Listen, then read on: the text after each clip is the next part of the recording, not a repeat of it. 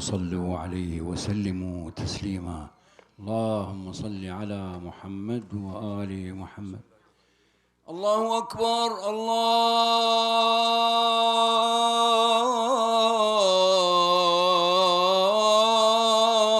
الله أكبر. الله أكبر.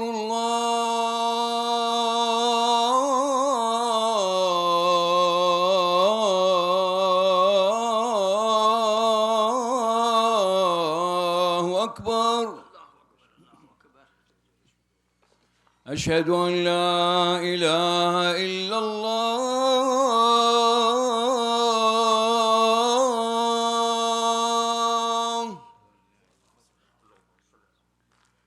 أشهد أن لا إله إلا الله.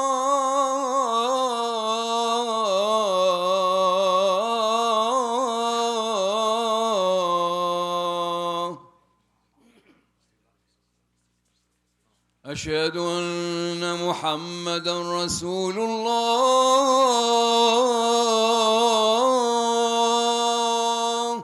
اللهم صل على محمد وآل محمد. أشهد أن محمدًا رسول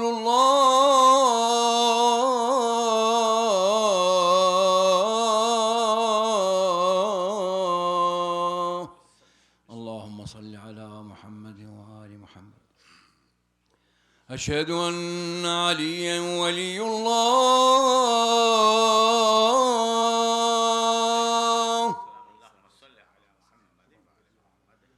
أشهد أن أمير المؤمنين عليا وإمام المتقين حجة الله.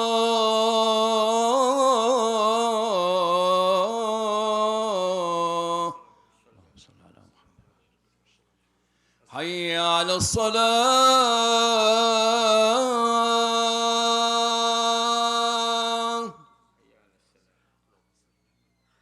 حي على الصلاة.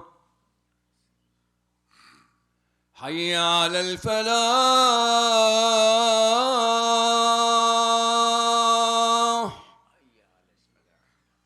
حي على الفلاح.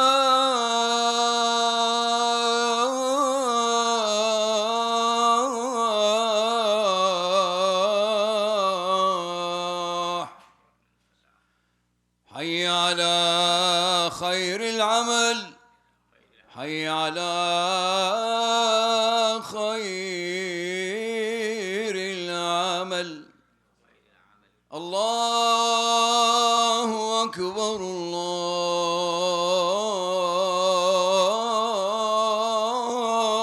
الله أكبر. لا إله إلا الله. لا إله إلا الله. اللهم رب هذه الدعوة التامة والصلاة القائمة آت سيدنا محمد الوسيلة والفضيلة وابعثه اللهم المقام المحمود الذي وعدته إنك لا تخلف الميعاد. وصلى اللهم على سيدنا محمد وعلى آل بيته الطيبين الطاهرين.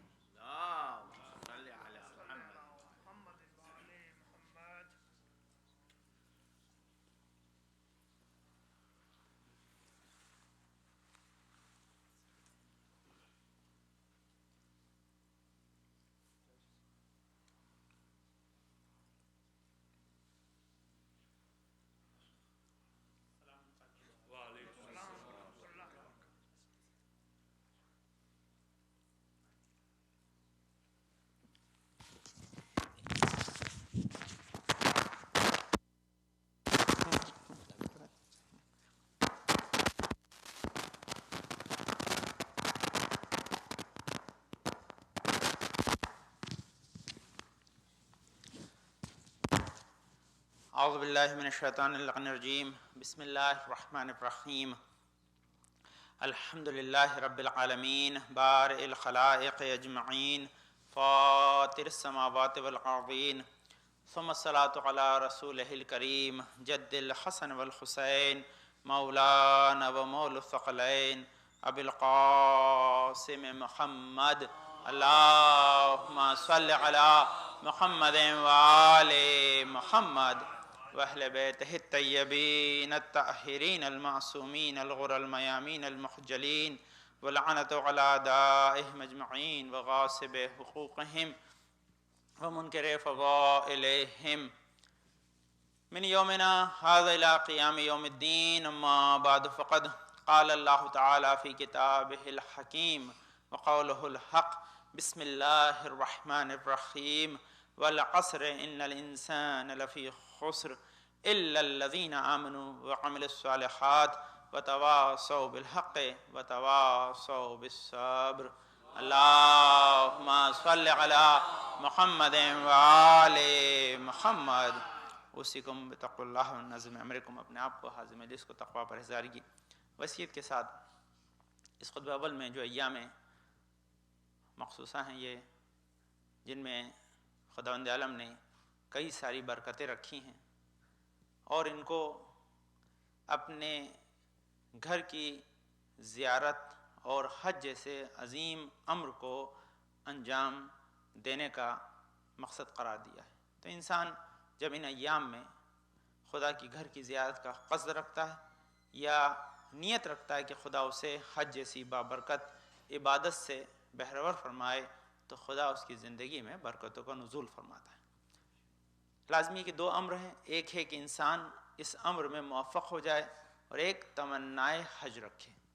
دونوں کی عبادتوں کا ثواب الگ الگ ہے کیونکہ انسان جب تک تمنا نہیں کرے گا تب تک اس مقصد میں کامیابی ممکن نہیں ہے. تو سب سے پہلی چیز انسان کو تمنائے حج رکھنا چاہیے. تمنائے حج انسان کب رکھے گا؟ تمنائے حج اس وقت رکھے گا کہ جب وہ اسے ایک فریضہ سمجھتا ہوگا کہ ایک مجھ پہ ایک واجب امر ہے. پھر جب اس فریضے کو فریضہ سمجھ کر انجام دہی کی کوشش کرے گا تو یہ فریضہ عام فریضوں سے تھوڑا سا الگ ہے. وہ اس لیے الگ ہے کیونکہ عام فریضے جدا جدا ہیں. کس طرح سے نماز آدمی پڑھتا ہے، انسان زیارت کرتا ہے، انسان روزہ رکھتا ہے، انسان زکوٰۃ دیتا ہے، کچھ مال کا جہاد ہے، کچھ بدن کا جہاد ہے، کچھ انسان کے وقت کا جہاد ہے. تو یہ الگ الگ ہیں. لیکن حج ایک ایسی چیز ہے جس میں خدا نے سب کو ایک ساتھ جمع کر دیا ہے. اس میں تمام عبادتیں ایک ساتھ جمع ہو جاتی ہیں. جب ساری عبادتیں ایک ساتھ جمع ہو جاتی ہیں تو ثواب بھی ایک ساتھ جمع ہو جاتا ہے. پھر ثواب بھی جدا گانا نہیں ہوتا، سارے ثواب پھر انسان کو ایک ساتھ ملتے ہیں. وہ یہ کہ خدا ہر قدم پہ اس کے کئی لاکھ جو ہے وہ ثواب و نیکی عطا کرتا ہے. ہر پینی جو اس میں خرچ کرتا ہے خدا اس کے بدلے میں کئی لاکھ گنا جو ہے اسے واپس پلٹ کے دیتا ہے. بلکہ میں نے بارہا عرض کیا کہ سب سے بڑا فائدہ حج کا یہ ہے کہ انسان کوئی صحیح نیت سے صحیح حج کر کر آ جائے تو پھر فقیر نہیں ہوتا. یعنی انسان دنیا میں انشورنس تو لے سکتا ہے کہ میرا پیسہ ضائع نہ ہو، ہے نا، لیکن یہ انشورنس نہیں لے سکتا کہ اس کا پیسہ ختم نہ ہو. لیکن خدا نے انشورنس کیا دیا ہے کہ تمہارا پیسہ ختم نہیں ہوگا. یعنی جو انشورنس والے ہیں وہ کہیں گے کہ استعمال مت کرو، پڑا رہے گا، گھوم گیا تو ہم دیں گے. اللہ کہ استعمال کرو، ہم کم نہیں ہونے دیں گے. تو اس کا مفہوم ہے کہ یہ جو گارنٹی ہے یہ وہی لے سکتا ہے کہ جو رازق حقیقی ہے، جو خالق حقیقی ہے، وہی یہ گارنٹی لے سکتا ہے. اور یہ حقیقت ہے یہ. اچھا، اس کے بعد کیا ہے کہ دیکھیے دنیا میں جتنے بھی لوگ ہیں وہ اگر کوئی انشورنس دیتے بھی ہیں آپ کو تو آپ کی بیماری کے بعد علاج کا انشورنس دیتے ہیں، صحت کی ضمانت کا انشورنس کوئی نہیں دیتا. اللہ کہتا ہے کہ تم آؤ گے تو ہم تمہیں بدن کی صحت عطا کریں گے. اس کا مطلب کیا ہے کہ صحت کی ضمانت خدا ہی لے سکتا ہے کیونکہ وہی خالق حقیقی ہے، وہی انسان کی صحت کا ضامن ہے. تو وہ جب ضمانت لے لے تو اس کا فائدہ کیا ہے؟ تو اس کا مفہوم کیا ہے کہ انسان کا ایمان اور بھروسہ جتنا زیادہ قوی ہوگا اتنا زیادہ اس عبادت کی طرف اس کی توجہ رہے گی. دوسری طرف جہاں اس کے فوائد بنا ہے، جہاں اس کے جو ہے ایڈوانٹیج بہت زیادہ خدا نے بیان کیے ہیں اور انبیاء نے، ہمارے معصومین نے بیان کیے ہیں، وہی نہ کرنے والے کے لیے وارننگز بھی ہیں. اور وارننگز میں کیا ہے؟ کیونکہ ایک فریضہ ہے. اچھا، ایک دو چیزیں. ایک تو جو انسان اسے مانتا ہی نہیں ہے وہ تو اس کا مطلب یہ کہ اللہ کوئی نہیں مانتا. لیکن انسان مانتے ہوئے نہ کرے تو خدا نے اس کو بھی بہت ہی ڈینجر کیٹیگری میں رکھا ہے. وہ کیا رکھا ہے کہ اگر کوئی انسان حج کو فریضہ تو سمجھتا ہے، لیکن یہ کہتا ہے کہ اگلے سال چلا جاؤں گا اور اگلے سال چلا جاؤں گا، پھر اگلا سال آتا ہے پھر اگلے سال چلا جاؤں گا. ہمارے جو اردو کی کہاوت ہے کل کبھی نہیں آتا، تو اس کا بھی حج کبھی نہیں آتا، اور نتیجہ یہ ہوتا ہے کہ کل کل کل کرتے کرتے کرتے ہے نا اس کی اجل آ جاتی ہے. آج آتا نہیں ہے، اجل آ جاتی ہے. تو آج آنے سے پہلے اگر اجل آ جائے تو پھر کیا ہے، پھر رسول کی حدیث سے بہت خطرناک، کہتے ہیں کہ اب یہ انسان جو دنیا سے اٹھا ہے یہ مسلمان نہیں اٹھا، اب اس کی مرضی ہے یا تو یہودیوں کے گروپ میں چلا جائے یا نصرانیوں کے گروپ میں چلا جائے.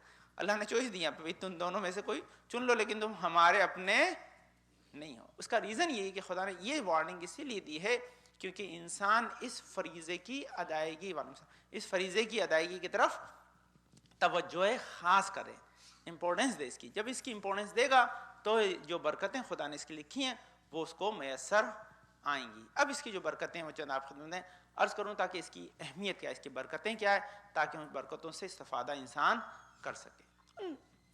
برکتوں میں سب سے پہلی چیز ہے جو خدا نے حج پہ جانے والوں کے لیے ضمانت لی ہے، وہ پہلی ضمانت اس کی جو ہے وہ دولت کی ہے، دوسری ضمانت اس کی صحت کی، تیسری ضمانت اس کے ایمان کی ہے.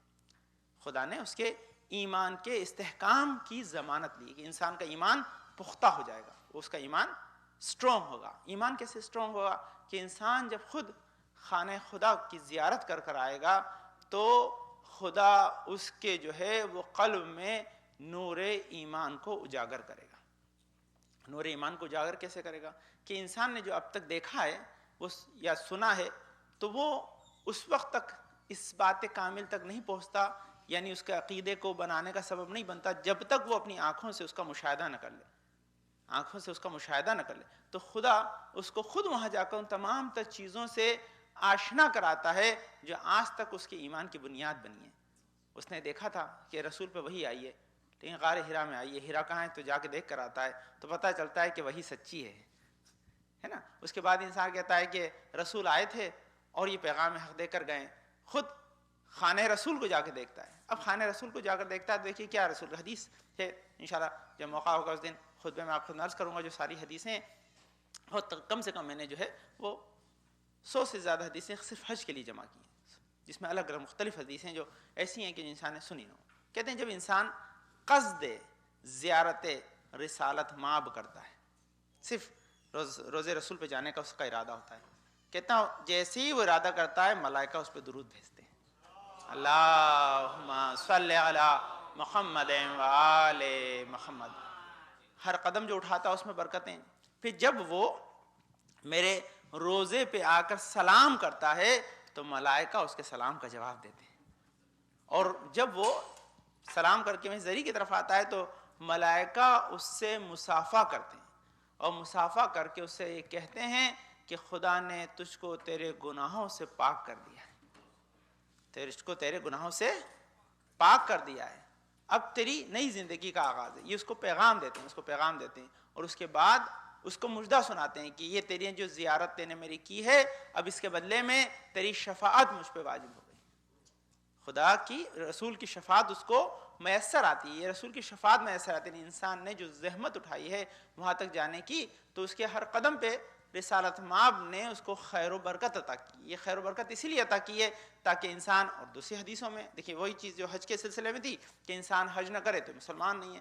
اسی لیے کہتے ہیں کوئی آدمی حج کرے اور زیارت رسالت مآب نہ کرے تو حج ہی نہیں کیا، تو اس نے حج ہی نہیں کیا. اس کا مطلب کیا ہے کہ یہی دیکھیں اب یہ منزل، اب اس کو اور آگے بڑھا دیں. اللہ کا حق ادا نہیں کیا تو اللہ کہتا تم مسلمان نہیں، رسول کا حق ادا نہیں کیا تو اس کا مطلب تم نے حج ہی نہیں کیا.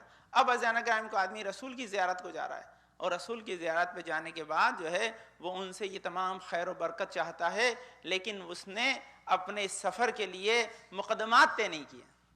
وہ مقدمات کیا ہیں کہ سفر پہ جانے کے سے پہلے اس نے انہی کو معاف نہیں کیا جن کو معاف کرنا اس کے لیے ممکن تھا، انہی سے اس نے سلام و دعا نہیں کی جن سے سلام و دعا کرنا ضروری تھی، جن سے جو ہے وہ خدا حافظی کرنا ضروری تھا، جن سے ان کا جو ہے وہ کسی نہ کسی وجہ سے رشتہ کٹا ہوا تھا. اگر ان سے رشتہ نہیں جوڑا تو پھر رسول کہتے ہیں کہ اگر تم اپنے رشتہ داروں سے رشتہ نہیں جوڑتے تو رسول بھی تم سے رشتہ نہیں جوڑتے.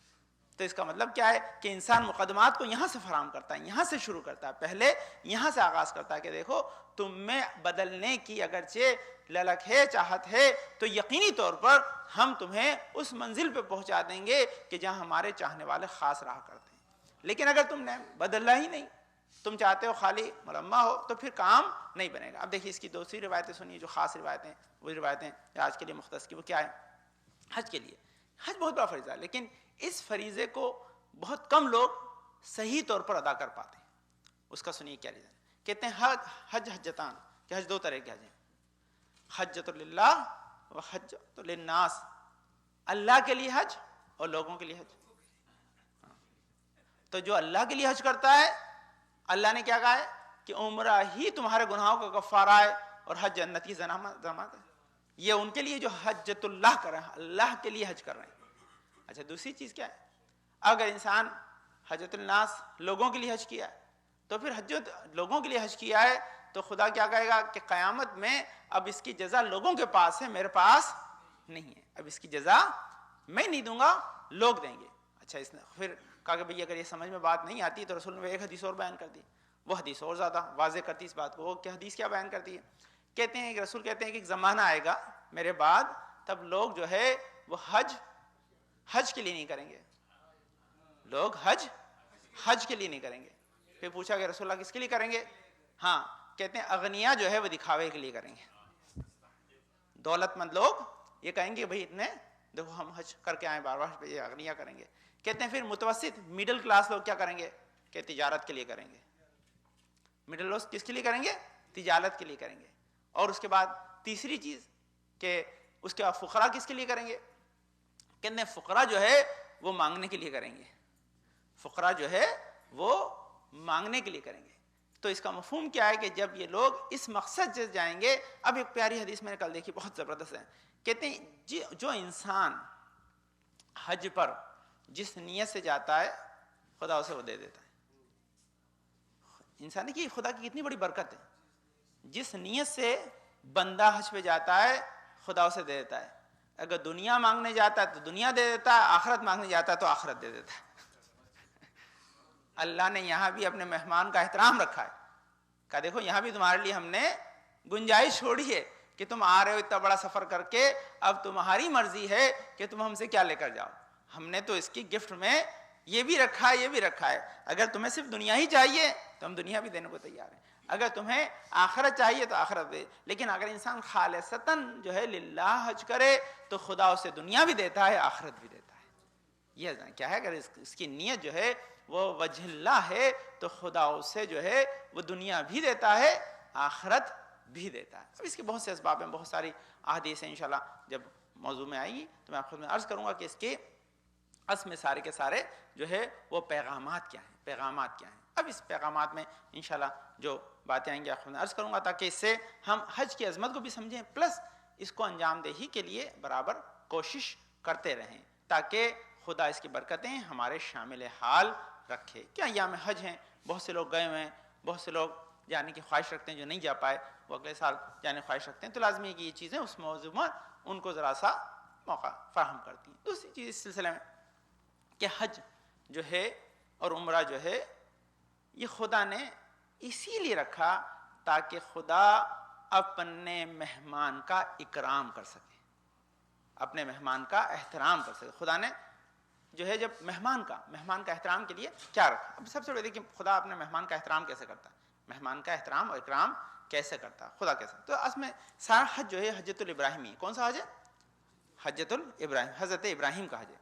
حضرت ابراہیم کو اگر کسی نے نہیں پہچانا تو حج نہیں پہچانا، کیونکہ جو بھی سنتیں ہم انجام دیتے ہیں، جتنے بھی اعمال انجام دیتے ہیں، سب کے سب جناب ابراہیم یا جناب اسماعیل یا جناب حاجرہ سے متعلق ہے۔ رسول نے اسی حج کو رکھا ہے، اس کے علاوہ کسی اور شے کو نہیں رکھا ہے۔ اس کے بعد انشاءاللہ آئے گا وقت میں عرض کروں گا کہ دوسرے جو انبیاء نے حج کیا ان کو رسول نے کیا کیا پیغام دیا۔ جناب موسیٰ نے بھی حج کیا ہے نا، تو ان کے حج کا کیا معاملہ تھا، کیسے، وہ سب چیزیں دوسری ہیں جو بڑی یونیک ہیں۔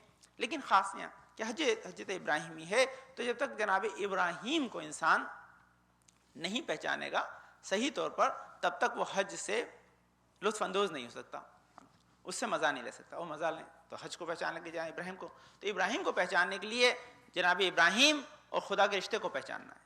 کہ اللہ اور جناب ابراہیم کا رشتہ کیا تھا. تو جناب ابراہیم کیا تھے؟ خلیل اللہ تھے.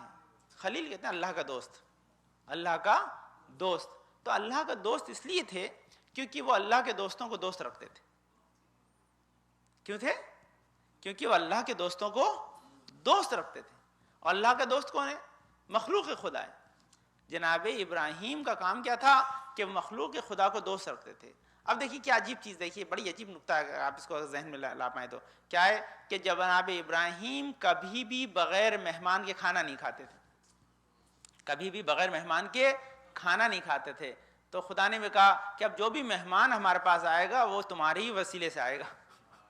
اب اللہ کا مہمان بھی جو اللہ کے گھر جاتا ہے وہ جناب ابراہیم کے وسیلے سے جاتا ہے اور وہاں پہ جا کر مہمانی خدا کا شرف حاصل کرتا ہے اسی میں، کیونکہ یہ حجت ابراہیم جناب ابراہیم کا ہے. اچھا اب جب مہمان کا منزل ہے تب مہمان کا اکرام کرنے کے لیے انسان کو چاہیے، دولت چاہیے، پیسہ چاہیے، ساری چیزیں چاہیے. اب تاریخ نے لکھا ہے کہ ایسا نہیں کہ آپ کو یہ خدا نے بڑا بلیس رکھا ہے، بہت اچھی چیز ہے اور خدا انشاءاللہ آپ کو ہمیشہ پراسپر اور دولت مند رکھے، لیکن انبیاء کے ساتھ ایسا نہیں رہا ہے.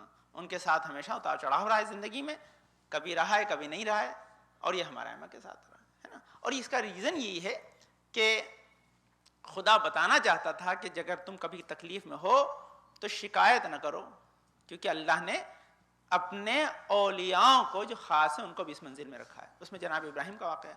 جناب ابراہیم کے ساتھ ہمیشہ نہیں ہوتی تھی دولت، کبھی پیسہ نہیں ہوتا، کچھ نہیں ہوتا تھا. اب لازمی جناب ابراہیم آٹا ختم ہو، گھر میں کھانا پینا کچھ نہیں. ان کی زوجہ نے کہا جاؤ جا کے کچھ لے کر آؤ. اب جناب ابراہیم گئے بھی کچھ ملا ہی نہیں، کچھ ملا ہی نہیں. اب جب ملا ہی نہیں تو کیا کرتے بیچارے، ہے نا، آ گئے واپس گھر پہ آ گئے. اب گھر پہ آ جائیں تو ان کو پتا تھا کہ دیکھیے یہ کتنی عجیب چیز ہے. یہ واقعات آپ سن سکتے ہیں، پڑھ سکتے ہیں، لیکن اس کو انالائز کرنا سب سے سخت ہوتا ہے کہ اس میں وہ نکات آپ کو بیان کرنے جو آپ کے دل میں بیٹھ جائیں. وہ کیا ہے کہ جب جناب ابراہیم آئے تو عادت یہی تھی کہ جب پلٹتے تھے کچھ لے کر آتے تھے تاکہ زوجہ جو ہے وہ ایک دم شوق نہ ہو جائے کہ بھئی آج تو کچھ ملا ہی نہیں، ہے نا. ہوتا ہے نا کبھی کبھی آدمی کہتا ہے بھئی فلاں چیز نہیں ہے، آپ کہتے ہیں ہے ابھی آ رہی ہے بس گرم ہو رہی ہے نا. تو آدمی تو کام رہتا ہے، آپ کہتے ہیں کھانا ختم ہو گیا ہے تو معاملہ خراب ہے، پھر تو سب پینک ہو جائے گا، معاملہ خراب ہو جائے گا، جو تھوڑا بہت بچا وہ بھی لوٹ پاٹ ہو جائے گی. تو کیا کہتے ہیں کہ ہے بھئی گھبراہٹ ہے، ابھی آ رہا ہے نا، گرم ہونے گیا ہے. تو آدمی تھوڑا صبر سے بیٹھ جائے، پھر کہتے ہیں کہ ابھی آ جائے گا. تو یہ دیکھیے یہ ہے سائیکلوجی. تو اسی سائیکلوجی کو جناب ابراہیم نے استعمال کیا. وہ کیا کیا کہ میں جاؤں گا اور خالی بیگ رکھ دوں گا تو حاجرہ کا دل ٹوٹ جائے گا کہ آج کھانے کو کچھ ہے نہیں، مہمان نوازی کیسے ہوگی، معاملہ کیا ہوگا.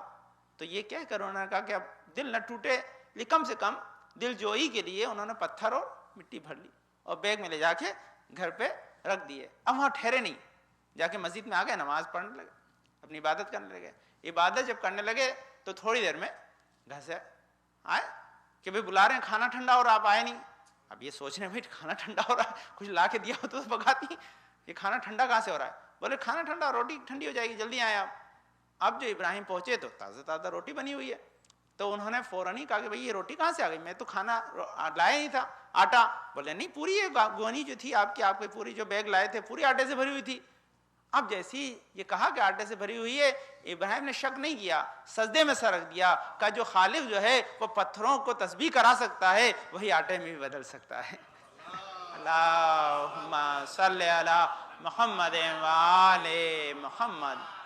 اس میں پیغام یہ ہے، یہ خلیل اللہ اپنے جو ہے وہ نبی کو اس منزل میں نہیں رکھتا کہ جہاں شرمندگی اسے نکال دیتا ہے، یعنی اسے عطا کر دیتا ہے. عطا کرنے کا مفہوم یہ کہ اگر انسان، اس میں ایک پیغام ہے، جو 2-3 پیغام اس کے لیے آپ کو زحمت دی. پیغام کیا ہے کہ اگر انسان کبھی اللہ کی خاطر مصیبت میں پھنس جائے تو پھر خدا اسے اس مصیبت سے نکال لیتا ہے، خود سے مصیبت سے نکال لیتا ہے. یہ منزل ہے. دیکھیں بہت امپورٹنٹ چیز ہے، اس میں بہت میسیج ہیں. کبھی آپ کو یہ بہت امپورٹنٹ کہ جب کبھی آپ کوئی کام کرتے ہیں، تبرک بانٹتے ہیں یا کوئی قربانی کرتے ہیں یا فلاں کام کرتے ہیں، خدا نہ کرے کبھی آپ پاس ایسا وقت آئے کہ آپ پاس نہ ہو، ہے نا. لیکن اگر ایسا وقت آ جائے کہ آپ کرنا چاہتے ہیں اور وہ آپ کی رسپانسبلٹی ہے اور آپ پاس نہیں ہے، تو آپ یقینی طور اس وقت اپنے رشتے کو آزما سکتے ہیں. مولانا احمد صاحب نے مجھے بتایا ایک مرتبہ، کہتے ہیں کہ میں ہمیشہ عید جو ہے وہ میلاد النبی کا پروگرام وہ کرتے ہیں، صدر عبداللہ کا بہت بڑا زبردست ہوتا ہے، بہت بڑا.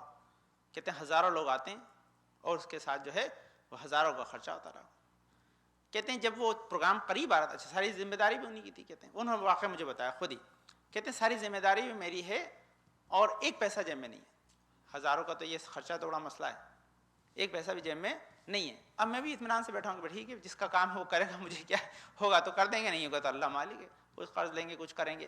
کہتے ہیں یہ سوچ کر جو ہے وہ میں بیٹھا رہا. ایک دن پہلے ایک بندے خدا آیا اور آنے کے بعد جتنا اس کا خرچہ تھا 5,000 7,000 جو زمانے میں ہوتا تھا, کہتا ہے میرے ہاتھ پہ رکھ گیا. اور اس وقت رکھ کر گیا کہ جبکہ بالکل لوگ آ کر اس بات پہ تیار تھے کہ آپ پیسہ دیں تو کل انتظام ہو تاکہ محفل ہو جائے. وہ کہتے ہیں یہ پیسہ میرے ہاتھ پہ نہیں رکھا بلکہ اس نے میرے ایمان کو بڑھا دیا کہ جس کا کام ہوتا ہے کروانا بھی وہی جانتا ہے.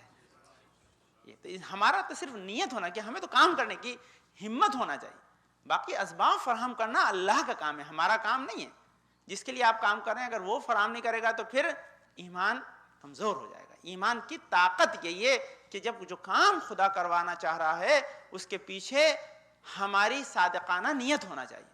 باقی اسباب فراہم کرنا تو مسبل اسباب کے لیے بہت ہی ایزی ہے, بہت آسان ہے, مشکل نہیں ہے. اچھا یہاں تک روزی کی بات آ گئی تو میں رات والی ایک بات دوہرا دوں, آپ کو کام آئے گی آپ کے انشاءاللہ. اس میں ہیں پیغامات بہت سارے ہیں, بہت اہم چیز ذرا تو ہے نا. اصل میں مسئلہ کیا ہوتا ہے کہ جب ہم اللہ کا کام اپنے ذمہ لے لیتے ہیں اور اپنا کام اللہ کے ذمہ لگا دیتے ہیں, اور وہ کام ذرا گڑبڑ ہے, وہ کام ہونا بھی نہیں چاہیے. وہ کیا ہے؟ اب وہ چیز دیکھیے, وہ مولا کائنات کا بہت پیارا, میں نے آپ کی خدمت میں وہ قول پڑھا تھا. کیا ہے کہ تم دن میں روزی تلاش کرو. کیا تلاش کرو؟ دن میں روزی تلاش کرو, اور رات میں اسے تلاش کرو جو روزی دیتا ہے. دن میں کیا تلاش کرو؟ روزی تلاش کرو, اور رات میں اسے تلاش کرو جو روزی دیتا ہے. اب آدمی الٹا کرتا ہے آدمی الٹا کرتا ہے کہ اسے تلاش ہی نہیں کرتا جو روزی دیتا ہے. اگر انسان اسے تلاش کر لے جو روزی دیتا ہے تو پھر اسے پریشانی کی کبھی مشکل پیش آئے ہی نہیں, پریشان ہو ہی نہیں, کیونکہ وہ اسے تلاش نہیں کرتا جو روزی دیتا ہے تو مشکل ہے. کیونکہ جب روزی دینے والے کو تلاش کر لے گا تو پھر روزی کا کوئی مسئلہ ہی نہیں. اسے تلاش کرنے کے لیے کیا چیز ہے؟ اب وہ بہت پیاری بات کی کہ وہ پیغام یہ کہ اسے تلاش کرنے کے لیے جو مین تھنگ ہے کیسے تلاش کرے. تلاش کرنے کے لیے انسان کو وہاں جانا پڑے گا جہاں خدا ہے. آپ کہتے ہیں خدا تو سب جگہ, خدا سب جگہ تو پھر آپ سب جگہ اسے تلاش کر سکتے ہیں, لیکن آپ پتہ کیسے چلے گا آپ تلاش کر رہے ہیں؟ اس لیے خدا نے اپنا گھر بنایا ہے جسے مسجد کہتے ہیں, اور بعض جگہ مسجد نہیں ہوتے اسے امام باڑہ کہتے ہیں. نہیں کہتے ہیں, یہ ہے جہاں پر موجود ہیں. تو خدا کے گھر میں ہی خدا ملتا ہے کیونکہ وہی جگہ. اور کس کی دلیل کیا ہے سنیے بھائی, بہت اچھی چیز شاعر کی سنیے.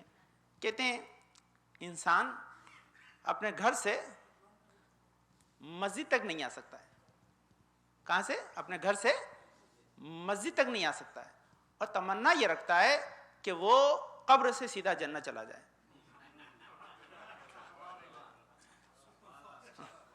یہ دونوں کام ممکن نہیں ہے. اگر وہ گھر سے مسجد نہیں آ سکتا تو قبر سے جنت میں بھی نہیں جائے گا. تو یہ پہلا کام اسے کرنا ہے کہ پہلے اسے گھر سے مسجد تک آنا ہے. اللہ تک آئے گا تو بھئی آپ کو بتائیے دنیا میں ایئرپورٹ کے بغیر کبھی فلائٹ ملی آپ کو؟ بس اسٹیشن کے بغیر بس ملی بھائی؟ نہیں. آپ کے مولانا ہماری گاڑی سے جاتے ہیں, آپ کی گاڑی سب جگہ نہیں جاتی بھائی صاحب, خاص جگہ پہ خاص گاڑیاں ہی جاتی ہیں, ہے نا. آپ گھر سے جو ہے وہ ایک شہر سے دوسرے شہر چلائیں, ہندوستان آپ نہیں جا سکتے.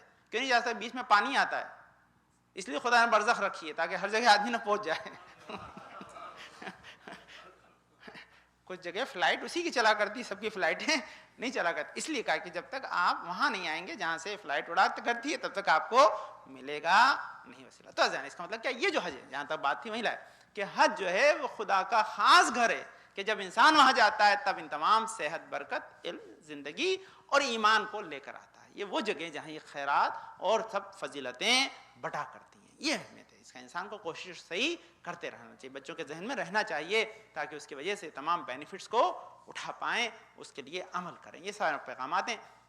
انشاءاللہ وقت کم ہے, یہ حج کے سلسلے میں چند گفتگویں آپ کے خدمت میں پیش کی تاکہ اس سے آپ اندازہ آئیں کہ حج بہت اہم عبادت ہے. اس کی انجام دہی ہمارے لیے ایک اہم فریضہ ہے. جن لوگوں نے ادا کیا خدا اس کو قبول کرے, اور جو لوگ متمنی ہیں خدا ان کو ضرور اس سے بہرور کرے.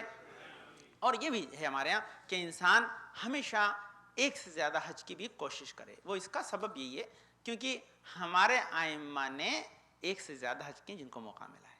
ان میں 2 اماموں کا تذکرہ ہے، وہ ایک امام حسن مجتبی ہیں، 25 حج۔ اللہم صلی علی محمد وآل محمد، دوسرے امام زین العابدین ہیں، اللہم صلی علی محمد وآل محمد۔ ان ائمہ کی کثرت سے حج جو ہے وہ بیان کی گئے، اور یہ حج ایسے ہیں کہ جن حج کی تمام تاریخ موجود ہے کہ حج کس طرح سے انجام دیا جانا چاہیے، اس کے بھی تمام اسباب انشاءاللہ ابھی وقت نہیں ہے، میں آپ کو عرض کرتا کہ حج کے تمام ایک آداب ہیں، ٹکٹس ہیں، سفر کے ٹکٹس ہیں، معاشرت کے ٹکٹس ہیں، یہ سب چیزیں پوری اس کی داستان ہیں، لیکن سب اہم چیز ہے کہ انسان سب سے پہلے جو آج کا اس کا خلاصہ تھا کہ انسان کے پاس اسباب نہیں بھی ہوں اور نیت خالصہ نہ ہو تو خدا اسباب فراہم کرتا ہے۔ یہ جب خدا پتھر کو بدل سکتا ہے تو انسان پتھر دلوں کو بدلنے میں دیر نہیں لگاتا۔ یہ ہے کہ اگر کوئی انسان کسی کا کام کسی وجہ سے رکا ہوا ہے تو خدا دعا کریں کہ پالنے والے اگر تو ابراہیم کے لیے پتھر کو آٹے میں بنا سکتا ہے تو ہمارے کام کو جس نے روک رکھا ہے تو اس کے دل کو بھی موم کر دے، ہمارے کام کو انجام دے، یہ تاکہ ہم تیرے گھر کی زیارت کے لیے آ سکیں۔ یہ اس کے لیے بہت سے اور انشاءاللہ جن لوگوں نے انجام دیا خدا قبول کرنا، آپ صحیح کوشش کریں کہ ایک سے زیادہ اگر حج آپ کر سکتے ہیں تو بہت ہے۔ اب کبھی ملازمی کہ وہاں پر بندش پابندی آپ نہیں جا سکتے تو نیت میں ضرور رکھیں کہ ہم خواہش رکھتے ہیں، آپ نے کہا بھائی میں تو جانا چاہتا تھا لیکن میرا جو ہے وہ ویزا نہیں ملا، تو یہ بہت اچھی بات ہے آپ کے لیے کہ بغیر حج کے حج مل جاتا ہے پھر آپ کو، لیکن آپ کا لیکن صادقان ہونا چاہیے، مل جائے گا تو چلے جائیں گے، ایسا نہ ہو کہ ڈالے اس نیت سے کہ نہ ملے تو معاملہ نہیں بنے۔ ہاں یہ کہ انسان خالصانہ نیت سے ارادہ اگر کرے گا تو خدا ضرور اس کی جزا آپ کو عطا کرے گا۔ تو بس یہ خلاصہ ہے کہ انسان اور حج کو بہتر طریقے سے انجام دے، اور بڑا اہم مرحلہ ہے، بڑا اہم مرحلہ ہے، اس کو انجام دینے کے لیے بہت انسان کو صحیح کوشش کرنی چاہیے، بہت ٹریننگ چاہیے تاکہ اس کو انجام دے کر صحیح طور پر صحیح ثواب اپنے دامن میں جمع کر لے جو اس کی آخرت کی جزا کے لیے کام آئے۔ اللہم صلی علی محمد وعلی محمد، اللہم صلی علی محمد وعلی محمد، اللہم صلی علی محمد وعلی محمد، اللہم ارزقنا ایمانا صادقا ولسانا ذاکرا وقلبا خاشعا وبدنا صابرا وعلما نافعا وعملا متقبلا ورزقا واسعا وزوجتا صالحا وولدا صالح۔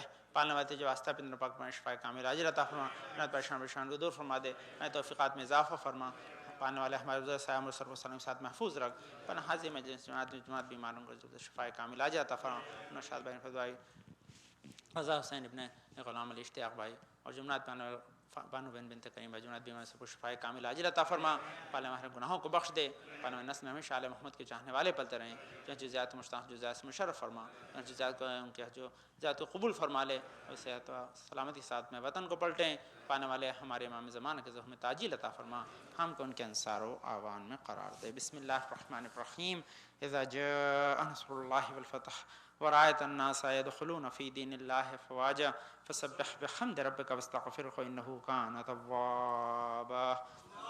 اللهم صل على محمد وآل محمد، اللهم صل على محمد وآل محمد، اللهم صل على محمد وآل محمد۔ اعوذ باللہ من الشیطان الرجیم، بسم اللہ الرحمن الرحیم، الحمد للہ رب العالمین بارئ الخلائق اجمعین فاطر السماوات والارضین، پاک و منزہ پردان اس کائنات و ہستی کو خلق کرنے والا ہے، پاک منزہ پردان جو ہمارے شیخ نزدیک ہمارے دل کے حال کو جاننے والا ہے، پاک و منزہ پردان جو ہمارے ذرا برابر نیکی بدی کا حساب کتاب رکھتا ہے، پاک و منزہ پردان جو بڑا عفو و بخشش کرنے والا ہے، پاک و منزہ پردان جس نے ہماری ہدایت کے سامان کو فراہم کیا، نبی کو اطلاعی سلسلہ بھیجا، صلاۃ و سلام علی خاتم النبیین محمد مصطفیٰ صلی اللہ علیہ وسلم، صلی علی محمد وآل محمد، الصلاۃ والسلام علی علی ابن ابی طالب، اللہم صلی علی محمد وآل محمد، الصلاۃ والسلام علی فاطمۃ الزہرا سلام اللہ علیہا، اللہم صلی علی محمد وآل محمد، الصلاۃ والسلام علی حسن ابن علی، اللہم صلی علی محمد وآل محمد، الصلاۃ والسلام علی حسین ابن علی، اللہم صلی علی محمد وآل محمد، الصلاۃ والسلام علی علی ابن الحسین، اللہم صلی علی محمد وآل محمد، الصلاۃ والسلام علی محمد ابن علی، اللہم صلی علی محمد وآل محمد الصلاة والسلام على جعفر ابن محمد اللهم صل على محمد وآل محمد الصلاة والسلام على موسى بن جعفر اللهم صل على محمد وآل محمد الصلاة والسلام على علي ابن موسى الرضا اللهم صل على محمد وآل محمد الصلاة والسلام على محمد بن علي اللهم صل على محمد وآل محمد الصلاة والسلام على علي ابن محمد اللهم صل على محمد وآل محمد الصلاة والسلام على حسن ابن علي اللهم صل على محمد وآل محمد الصلاة والسلام على خلف الهادي المهدي المنتظر اللهم صل على محمد وآل محمد وجل فرجہ وشن ماہم وحلک اعداہم، جن کے ظہر سے دنیا عدل انصاف سے بھر جائے گی، ظلم و جور ختم ہو جائیں گے۔ تاجر ظہر کے لیے دعا گوئے ہیں۔ یہ ایام میں نے عرض کیا ماہ ذی الحجہ کے ہیں، اور یہ مہینہ اس سال کا آخری مہینہ ہے، اور جب میں نے عرض کیا کہ یہ مہینے کی خصوصیت یہ ہے کہ خدا نے اس مہینے میں کم سے کم جو ہے وہ 8 عیدیں قرار دی۔ اس مہینے میں 8 عید ہیں، اور ان 8 عیدوں میں سب سے بڑی عید ہے، اور اس عید کے لیے کہ اگر اس عید کو نہیں منایا تو وہ کسی عید کو نہیں منایا، اس عید کو اگر نہیں منایا تو کوئی عید آپ کے کام آنے والی نہیں ہے۔ اور اس کا ریزن یہی ہے کہ دلیل یہ ہے کہ رسول کو خدا نے اس عید کی اہمیت کے لیے جو پیغام دیا وہ یہ ہے کہ ایھا الرسول بلغ ما انزل الیک من ربک ان لم تفعل فما بلغت رسالتہ۔ یہ رسول کو نہیں کہہ رہے ہیں، یہ آپ کو اور ہمیں کہہ رہے ہیں۔ وہ کیوں کہہ رہے ہیں کہ رسول پہنچا دو اس پیغام کو جو ہم پہلے سے تمہیں پہنچا چکے ہیں، اگر تم نے اس پیغام کو نہیں پہنچایا تو کوئی کار رسالت ہی انجام نہیں دیا، یعنی تم نے نہ نماز پہنچائی، نہ روزہ پہنچایا، نہ حج پہنچایا، نہ زکوٰۃ پہنچائی، نہ خمس پہنچایا، نہ تم نے جو ہے تولا، نہ تبرہ، نہ دین کا حلال نہ حرام، کچھ نہیں پہنچایا۔ اس کا مطلب کیا ہے کہ ہر شے رسول کی مبنی ہے اس بات پہ، اگر یہ پیغام پہنچا دیا تو سب پہنچا دی، یہ نہیں پہنچایا تو کچھ نہیں پہنچایا۔ تو یہ پیغام ہمارے لیے کہ اس پیغام کو تم نے مان لیا تو سب چیز قبول ہے، اس پیغام کو نہیں مانا تو کچھ بھی قبول نہیں ہے۔ یہ اس کا انڈائریکٹ میسج ہمارے لیے۔ وہ کیا پیغام کیا تھا کہ جو مولائے کائنات کی ولایت کا رسول نے غدیر میں پہنچایا ہے۔ اللہم صلی علی محمد وآل محمد، یہ مولائے کائنات کی جو ہے ولایت کا پیغام ہے۔ یہ ولایت کا پیغام بہت اہم ہے، اسی لیے اس میں غدیر ہے۔ اب کون کون سی؟ بھائی 4 تو کم سے کم جمعے ہوتے ہیں، یہ بھی عید ہے نا، اس لیے میں نے کہا 8 عید کم سے کم ہے نا۔ 4 تو جمعے کی عید ہے، اور 4 کے بعد عید الاضحیٰ ہے، عید الاضحیٰ کے بعد عید غدیر ہے، عید مباہلہ ہے، اس کے بعد ایک اور عید ہے جسے بھول جاتے ہیں، وہ ہے نزول سورہ حلطہ، کہ جو 25 ذی الحجہ کا دن ہے، 24 اور 25 کا دن جو ہے دونوں عیدوں کا دن ہے۔ وہ ایک دن پہ خدا نے جو ہے وہ کرسچنز کے مقابل میں رسول اکرم اور پنجتن پاک کو کامیابی عطا کی ہے، اور وہ عید مباہلہ کے دن ہے۔ اگلا دن وہ دن ہے کہ جس دن جو ہے وہ پورا سورہ حلطہ فضیلت جناب فاطمہ اہل بیت میں نازل ہوا ہے۔ اللہم صلی علی محمد وآل محمد۔ تو ان عیدوں کو منانا اور ان کی جو ہے صحیح طور پر برکتوں کو حاصل کرنا ایک ہماری اہم ذمہ داری اس کو۔ اب بعض اوقات ایسا ہوتا ہے کہ پروگرام پر پیدر پہ آتے ہیں، اب اس کو تو کیا کر سکتے ہیں، خدا نے جمعرات کے بعد فوراً جمعہ رکھ دیا ہے، اب میں تو کچھ کر نہیں سکتا۔ اچھا دیکھیے ایک بات آپ کو بتا دیں کہ آپ روزانہ آفس جاتے ہیں کہ نہیں جاتے ہیں؟ جاب پہ جاتے ہیں؟ کچھ لوگوں بالکل پاس میں آفس ہوگا، ان کا دور ہوگا، ہے کہ نہیں؟ اچھا پہلے تو آج میں جب آیا تھا 1995 میں تو لوگ صبر میں رہتے تھے، اس کا ریزن تھا کہ وہاں مکان بڑے ملتے تھے، جاب ڈاؤن ٹاؤن میں کرتے تھے۔ اب میں نے کبھی کسی سے کمپلین نہیں سنی کہ بھائی روز آفس جانا پڑتا ہے، بھائی بڑا گھر انجوائے کرنا ہے تو دور آفس لینا ہی پڑے گا، کیا کریں گے۔ تب اللہ نے بھی یہ رکھا، بھائی مرکز تو ایک ہی ہوتا ہے، شہر میں 2 ہوتے ہیں 3 ہوتے ہیں، دور تو آپ رہتے ہی ہیں۔ اب جب روز آفس جا سکتے ہیں منی کے لیے، پیسے کے لیے، تو ثواب کے لیے اگر پے در پہ کوئی پروگرام آ جائے تو آنا ہی چاہیے۔ ونازانہ گرامی جیسے امپلائر آپ کے نہ جانے پہ چیک نہیں کاٹتا، ایسے ہی اہل بیت فضیلت کا چیک جو ہے وہ بند کر دیتے ہیں۔ اب آپ کی مرضی ہے۔ اللہم صلی علی محمد وآل محمد۔ تو ایسی کمپلین کبھی نہ کیا کریں بھائی مولانا 2 پروگرام ایک ساتھ 3 پروگرام ایک ساتھ آ رہے ہیں کیسے. یہ تو پروگرام تو آئیں گے، اس کو ہم روک نہیں سکتے، کیونکہ اللہ نے بھی 2 دن 2 غدیر 2 پروگرام ایک ساتھ کر دیے، وہ کیا حالت اور 25 ذی الحجہ برابر کر دیے. اور دوسری چیز ہے کہ امام حسین کے ماننے والے کو تو کمپلین کرنا ہی نہیں چاہیے. وہ کیوں نہیں کرنا چاہیے؟ کیونکہ ہم 10 دن امام حسین کی خاطر آتے ہیں، 10 دن کنٹینیوس آتے ہیں. وہ 10 دن آنے کا مطلب یہی ہے کہ ہم بتانا چاہتے ہیں کہ ہم جہاد سے بھاگنے والے لوگ نہیں ہیں، جم کے لڑنے والے لوگ ہیں. ہم جم کر لڑنے والے لوگ ہیں، یہ منظر ہے. دوسری چیز اگر ہاں ہو سکتا ہے کہ ابھی ایسا لگے بھائی اس پروگرام سے اس پروگرام پہ اثر پڑتا ہے، تو پھر وہ پروگرام پہ اثر کو ہمیں دیکھنا چاہیے فوقیت کیا ہے، کس کی ہے. ورنہ میں نے عرض کیا کہ ایسا مسئلہ ہونا ہی نہیں چاہیے کہ ہم یہ کہیں کہ اس پروگرام کی وجہ سے اس پروگرام پہ افیکٹ ہوتا ہے، کیونکہ یہ سارے کے سارے پروگرام اللہ ہی نے ڈیزائن کیے ہیں.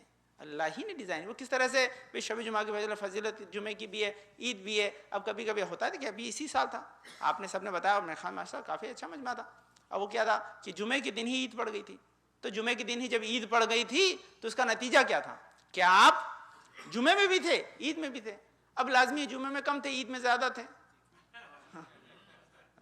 تھے تو صحیح ہے، ایسا نہیں تھا بالکل مجھے کم تھے تو صحیح. تو اس کا مفہوم کہ جو عید میں جو جمعے میں آنے والے تھے ان میں کمی نہیں ہوئی تھی. اس کا مطلب کہ جو آنا چاہتا ہے اسے پھر یہ چیزیں روکا نہیں کرتی ہیں. لیکن آپ یاد رکھیں، بچوں کی حوصلہ افزائی کریں، یہ ذمہ داری ہماری، تاکہ جو اہم پروگرام ہمارا بہت اہم، ان عیدوں کو اگر ہم نے نہیں منایا تو اس کی جو برکت ہے اسے ہم محروم رہ جائیں گے. وہ جملہ یاد رکھیں. خاص چیز کیا ہے کہ اگر انسان گھر سے مسجد تک نہیں آ سکتا تو قبر سے جنت تک بھی، یہ سمپل لو ہے، اس کے علاوہ کوئی لو بنے گا نہیں. یہ تو میرا بنایا ہوا ہے نہیں لو. اچھا دوسری ایک بات آخری سن لیجیے، بات ختم، وقت نہیں سنیے نا. یہی چیز، یہ نماز کی عبادتوں کے لیے پروگرامز کی بڑی اہمیت امپورٹنس، لیکن اس میں نماز عبادتیں، وہ عبادت کیا ہے سنیے، بہت امپورٹنٹ. وہ اس کی امپورٹنس کیا وہ سنیے. وہ امپورٹنس یہ ہے، کہتے ہیں یہ نماز جو ہم پڑھتے ہیں، یہ نماز جو ہم پڑھتے ہیں، عبادت جو ہم کرتے ہیں، اگر یہ نماز میرا آج نہیں سنوار سکتی، جو میرا آج بیٹر نہیں بنا سکتی، اس کی کیا گارنٹی ہے کہ وہ میرا کل بیٹر بنا دے گی.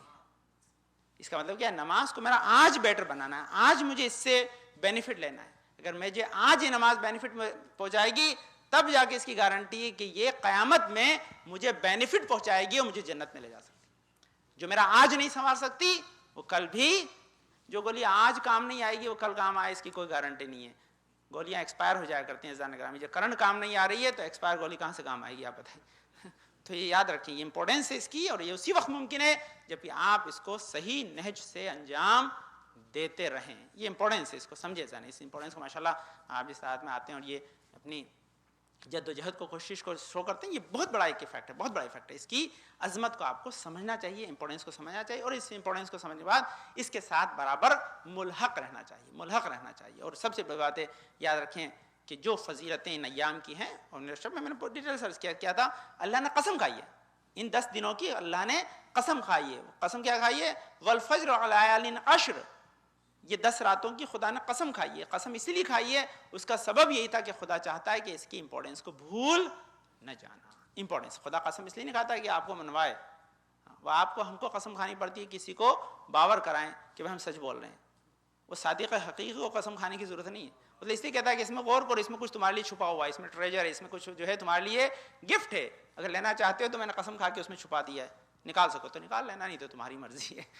تو یہ قسم خدا اس لیے کھاتا ہے کہ اس میں جو ٹریجر ہے، اس میں جس چیز کی وہ خدا نے قسم کھائی اس میں کوئی نہ کوئی ٹریجر ہے، اس میں کوئی نہ کوئی خزانہ چھپا ہوا. اس خزانے کو نکالنے کے لیے خدا نے قسم کا اس کے اوپر ٹریجر رکھ دیا تاکہ اسے کھول کے انسان نکال سکے. بس یہ پیغام تھا، آپ کے سامنے ختم کر دیا. یہ ایام بہت مبارک ہیں، بہت اہم ہیں. اس کے اندر میں وقت نہیں رہا اس لیے آپ خود میں زیادہ عرض نہیں کر پایا. ایک جملہ صرف سن لیجئے، کیونکہ یہ کل کا دن جو ایام اس کے سلسلے میں کہ کل جو آئے گی وہ شب شہادت امام محمد باقر ہوگی.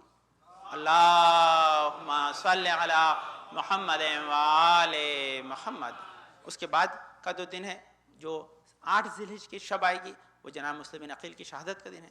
9 ذی الحجہ کا دن جو ہے وہ یوم عرفہ ہے. بہت بڑی برکت ہے دن میں. انشاءاللہ آپ یہاں تشریف لائیں جو بھی آ سکتے ہیں. جس طرح آپ جمعے میں آئیں اس طرح عرفے کے دن میں آئیں. وہ بہت بڑا دن ہے جس میں خدا اپنے ان مہمانوں پہ تو لطف کرم کرتا ہی ہے کہ جو اس کے گھر میں ان پہ اس سے پہلے کرتا ہے جو امام حسین کے جو ہے وہ روزے پہ ہیں، اور جہاں جہاں لوگ دعا کے لیے ہاتھ اٹھاتے ہیں سب پہ خدا کرتا ہے۔ اس کے بعد عید کا دن ہے، بہرحال پھر وہ ایام میں نے آپ کو عرض کیے، تو یہ اسی ہفتے میں آنے والا ایام ہے جن پہ خاص غور کریں اور انشاءاللہ اس کے فائدہ اٹھائیں، ان سے بینیفٹ اٹھائیں۔ اگر آپ نہیں بینیفٹ اٹھا پائیں گے تو پھر یہ تمام فضیلتیں ہمارے دامن سے نکل جائیں گی۔ ہمیں انہیں سمیٹنے کے لیے ہمیشہ سے یہ کوشش کرتے رہنا چاہیے، جیسا خدا نے آپ کو طاقت دی ہے، ایبلٹی دی ہے، ان سے ان کو ضرور ملحق کریں، اس کا بینیفٹ لیں، تاکہ آپ اس سے ہمیشہ فائدہ اٹھا سکیں، کبھی ہمارا دامن اعمال نیک سے خالی نظر نہ آئے۔ اللہم صلی علی محمد وعلی محمد، اللہم صلی علی محمد وعلی محمد، اللہم ارزقنا ایمانا صادقا ولسانا ذاکرا وقلبا خاشعا وبدنا صابرا وقلبا نافعا وعملا متقبلا